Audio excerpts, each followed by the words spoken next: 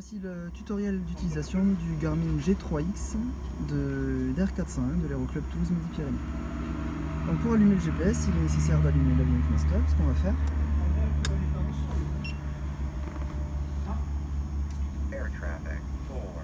Donc on peut assister à l'initialisation.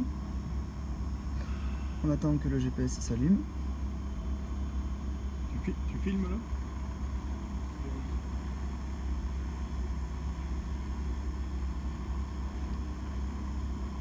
Donc on a le chargement du GPS, voilà. Sur la page initialisation, on peut vérifier ici les dates d'expiration de la base de données. Une fois que c'est vérifié, on appuie sur Continue. Donc on peut attendre à la fin de l'initialisation de la HRS, qui est le système de référencement de l'avion. Voilà. Par défaut, le G3X s'allume sur le PFD. Nous ne voulons pas l'utiliser en mode PFD, étant donné qu'on utilisera les G5 pour le PFD, mais nous on veut l'utiliser en mode GPS. Pour passer en mode GPS, on vient ici appuyer sur Split. On a un petit encart qui apparaît avec la carte, on clique dessus. Maintenant, on arrive sur notre carte, sur notre Moving Map. Maintenant, ce qui nous intéresse, ça va être de rentrer un direct sur un point, un go-to ou un plan de vol. Pour rentrer en direct, il suffit d'appuyer sur la touche de chez Garmin, comme sur les GNS 430, avec un D et une flèche à l'intérieur pour direct tout. On arrive sur cette page-là, et maintenant il nous suffit de choisir, donc en cliquant sur le nom du point sur lequel on veut aller. Maintenant, on rentre le nom du point concerné, donc par exemple si on veut aller à Gaillac, LFDG, on appuie sur Enter. On vérifie c'est bien l'île sur Tarn Gaillac, c'est le bon point. On appuie sur Activate. Tout de suite, dès qu'on rentre un point dans un GPS, le premier réflexe c'est d'aller voir si la route est cohérente. Pour voir la route en entier, nous avons ici deux boutons rotatifs. On tourne le bouton extérieur et ça nous permet de dézoomer. La route va bien jusqu'à Gaillac, c'est cohérent. Maintenant, nous voulons rentrer un plan de vol. Alors pour rentrer un plan de vol, la manière la plus rapide d'y accéder, c'est de passer par le petit encart en bas. En appuyant sur l'encart ici, nous arrivons sur cette page-là. D'un vol sur l'autre, le GPS garde en mémoire le plan de vol qui était actif au vol d'avant. Donc là, il a gardé en mémoire le direct sur Gaillac que nous venons de faire. Si le vol d'avant avait rentré un plan de vol, ça serait ce plan de vol-là qui serait dedans. Pour supprimer le plan de vol, il suffit d'appuyer sur la page menu, Stop Navigation, et tout est supprimé. Maintenant, nous voulons rentrer un plan de vol qui va de Lasbordes jusqu'à Gaillac, en passant par Delta Novembre et par Alpha Echo. Pour ce faire, donc, Add Waypoint, on rentre Lasbordes. Il nous met ce message là et le BIM, le son d'erreur qui nous indique qu'on arrive à Lasbordes, on s'en fiche.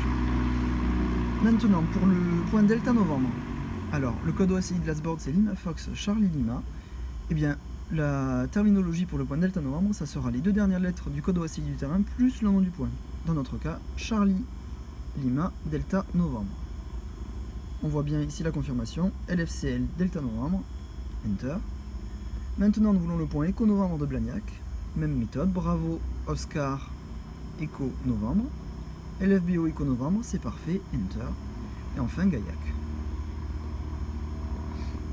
Nous venons de rentrer des points dans un plan de vol, on veut retourner voir la carte, on a juste à cliquer sur Back ici, et on revient sur la carte. Maintenant, nous voulons regarder notre plan de vol. Eh bien, en appuyant avec le doigt sur la carte, on peut se déplacer, et on peut aller voir tous nos points. Ça a l'air cohérent. Une fois qu'on s'est déplacé sur la carte, pour revenir à la vue d'origine, il suffit d'appuyer sur ce bouton en haut à droite, ou d'appuyer sur le bouton Back. On revient à la vue de base. Donc maintenant, pour modifier l'ordre du plan de vol, il nous suffit d'appuyer sur la fenêtre plan de vol. Et maintenant, donc, admettons que l'on veuille supprimer le point Echo Novembre. Il suffit d'appuyer dessus, de cliquer sur Remove et d'appuyer sur Yes. Si maintenant nous voulons insérer un point après le point Delta Novembre, on clique sur Delta Novembre, Insert After et on met le point que l'on veut. Voilà. Maintenant, nous allons voir comment aller sur le menu Waypoint afin de visualiser les VAC des terrains. Donc, chez Garmin, en général, le gros bouton permet de se déplacer dans les sous-menus. Ici, nous pouvons voir la liste des sous-menus, donc une page map, une page carte, une page Waypoint, une page plan de vol, une page terrain et une page information. La page map correspond à la moving map. La page chart correspond à quelque chose qui est très peu graphique et assez compliqué à exploiter, donc que l'on ne va pas utiliser. La page Waypoint, c'est celle qui nous intéressera, nous allons y revenir de suite.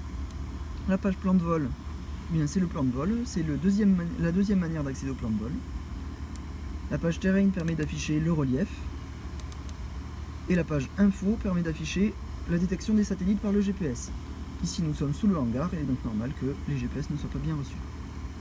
Donc nous allons revenir sur la page Waypoint, celle qui nous intéresse. Nous voulons aller à Gaillac, donc nous voulons les VAC de Gaillac. On clique sur LFCL pour rentrer le nouveau point. Et maintenant on rentre LFDG, Gaillac. Enter. Nous avons ici tout un ensemble de menus. Alors, sur la première page, déjà, il est intéressant de voir que nous avons donc l'altitude du terrain, l'information sur le carburant et tout un tas d'informations utiles. Maintenant, nous voulons accéder aux cartes. Pour ce faire, deux choix s'offrent à vous. Avec le bouton extérieur, on peut se déplacer dans les sous-menus. Vous pouvez venir jusqu'au menu Charts. Ou alors, avec le doigt, vous pouvez faire glisser les menus et venir sur Charts.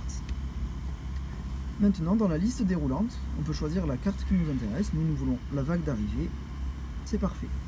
Pour afficher la vague en plein écran, il suffit d'afficher sur ces doubles flèches. Et on arrive sur cette page.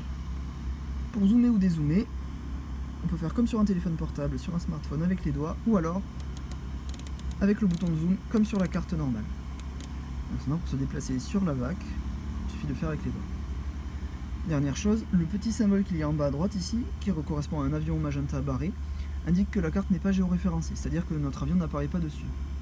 Si on vient se mettre à l'asboard, par exemple, donc pour sortir de la carte, on reclique sur les doubles flèches. Si on veut aller à l'asboard, donc la carte de l'asboard, et que l'on prend la vague, on l'affiche en plein écran, il n'y a pas le petit symbole en bas à droite, et en effet, quand on vient dessus, on voit notre avion est là. Et donc quand on sera en vol, on verra notre avion qui évolue sur la carte. Ce qui est assez pratique. Maintenant, il me reste une dernière chose à vous montrer. C'est sur cette carte, la manière d'afficher. Vous avez ici une petite flèche qui indique le nord. En appuyant dessus, vous choisissez en fait d'orienter la carte soit face à l'avion, soit le nord vers le haut. Ça c'est propre à chaque pilote et chaque pilote utilise le mode qui lui convient le mieux. Par défaut, le mode est le nord vers le haut.